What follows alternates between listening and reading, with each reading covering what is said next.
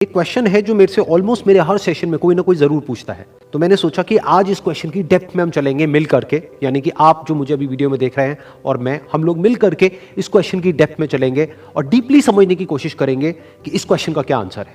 वो क्वेश्चन है कि हमेशा मोटिवेटेड कैसे रहे। तो इससे पहले कि इस क्वेश्चन की हम डेप्थ में चले, मैं आपको बताना चाहूंगा एक ऐसी स्टडी के बारे में जो बहुत ही इंटरेस्टिंग है। वो हुई थी कोलंबिया यूनिवर्सिटी में 1998 में। एक प्रोफेसर ने स्टडी को किया जिसमें कि बहुत सारे बच्चे थे जो कि सारे 5th स्टैंडर्ड के थे और उनको पजल्स थी बहुत तरह तरह की सॉल्व करने के लिए। उसमें से कुछ पजल्स बहुत ही मुश्किल थी, कुछ बहुत ही आसान थी। उसके बाद में जब उन बच्चों ने उन पजल्स को सॉल्व किया तो उसके बाद में सभी बच्चों को एक ही बात कही गई कि आपने बहुत अच्छा किया। बस यहां पर एक छोटा सा फर्क था। आधे बच्चों को उन्होंने कहा कि आपने इतना एक्स्ट्राऑर्डिनरी इसलिए परफॉर्म किया क्योंकि आप बहुत ही ज्यादा इंटेलिजेंट हो, और बाकी के जो आधे बच्चे थे उनको कहा गया कि आपने जो इतना एक्स्ट्राऑर्डिनरी परफॉर्म किया उसकी वजह थी आपका हार्ड वर्क। फिर उसके बाद में दोबारा से इन सब बच्चों को कुछ पजल्स दी गई सॉल्व करने के लिए, जिसमें से कुछ बहुत ही आसान थी और कुछ बहुत ही मुश्किल थी।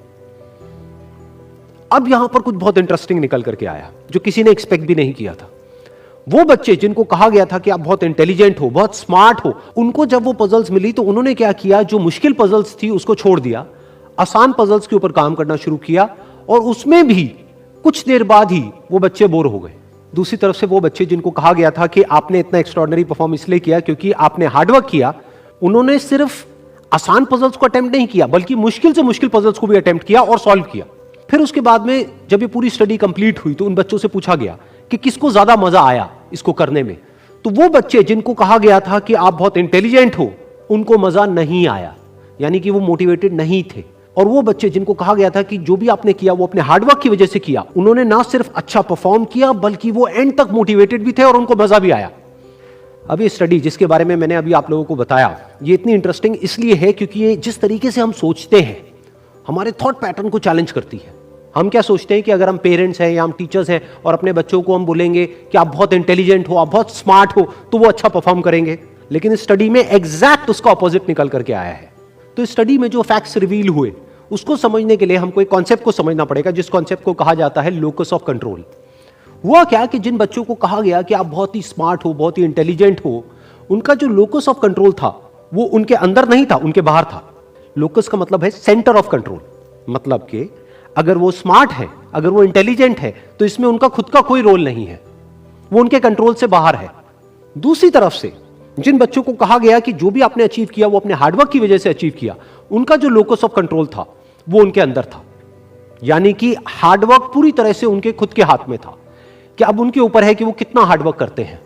और ये सिर्फ इस स्टडी में निकल करके नहीं आया है, इस तरह की और भी बहुत सारी स्टडीज हुई हैं, बहुत सारी रिसर्चेस हुई हैं जहां पर एग्जैक्ट यही चीज निकल करके आई है कि अगर हम खुद को हमेशा मोटिवेटेड रखना चाहते हैं तो उसका सिर्फ एक तरीका है कि जो कंट्रोल है वो पूरी तरह से हमारे अपने हाथ में होना चाहिए। तो अब समझने की कोशिश करते हैं कि ऐसा क्या होता है कि जो कंट्रोल है वो हमारे हाथ से चला जाता है, और ऐसा क्या होता है जब कंट्रोल हमारे हाथ में आ जाता है। जब भी हम एक्सटर्नल फैक्टर्स की बात करते हैं कि मैं ये नहीं कर पा रहा इस वजह से, उस वजह से, उस वजह से, जो कि मेरे कंट्रोल से बाहर है, तो हमारे हाथ से कंट्रोल चला जाता है। लेकिन जब हम बात करते हैं कि हम एग्जैक्टली क्या कर सकते हैं, जब हम अपनी कैपेबिलिटीज के बारे में बात करते हैं, तब कंट्रोल पूरी तरह से हमारे हाथ में आ जाता है। जब हमारा फोकस उन रीजंस पे नहीं होता है जिनकी वजह से हम वो नहीं कर सकते हैं जो हम करना चाहते हैं, बल्कि उस जगह पर होता है कि जिस वजह से हम वो कर सकते हैं जो हम करना चाहते हैं, तब हम अंदर से मोटिवेटेड होते हैं।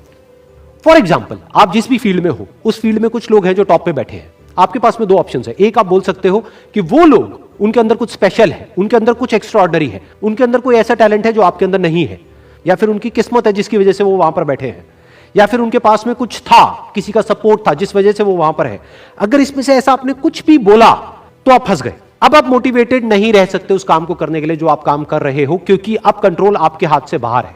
क्योंकि अब अगर आपके पास में वो है ही नहीं जो उनके पास में है, तो अब आप वो कैसे बन सकते हो जो कि वो बन चुके हैं। लेकिन अगर आप ये बोलते हो कि जिस भी फील्ड में आप हो, उस फील्ड में जो भी टॉप पे बैठे हैं वो वहां पर है अपने हार्डवर्क की वजह से, अपने स्मार्ट वर्क की वजह से, या जो कुछ भी उन्होंने किया, जो कुछ भी उन्होंने सीखा उसकी वजह से, तो अगर वो कर सकते हैं तो मैं भी कर सकता हूं। उन्होंने भी मेरी ही तरह एक ना एक दिन कहीं ना कहीं से शुरुआत करी थी, जहां से कि आज मैं शुरुआत कर रहा हूं। तो मुझ में और उनमें अगर कोई फर्क है तो वो सिर्फ एक है, वो है टाइम का, कि आने वाले 10 साल बाद या 20 साल बाद मैं भी उन्हीं की जगह पर हो सकता हूं या उनसे भी आगे हो सकता हूं जहां पर आज वो है। तो अब कंट्रोल पूरी तरह से आपके हाथ में है। तो हमारे पास में हमेशा ये दो ऑप्शंस होते हैं, एक कि हम कंट्रोल को अपने हाथ से छोड़ दें, और दूसरा कि कंट्रोल हम पूरी तरीके से अपने हाथ में ले लें। एक के कंट्रोल हमारा बाहर हो, एक है कंट्रोल हमारा अंदर हो। तो इस बात को हमेशा याद रखना कि आपका कंट्रोल कहीं बाहर नहीं होना चाहिए, आपके अपने ही अंदर होना चाहिए। Wish you all the very best. Thank you so much.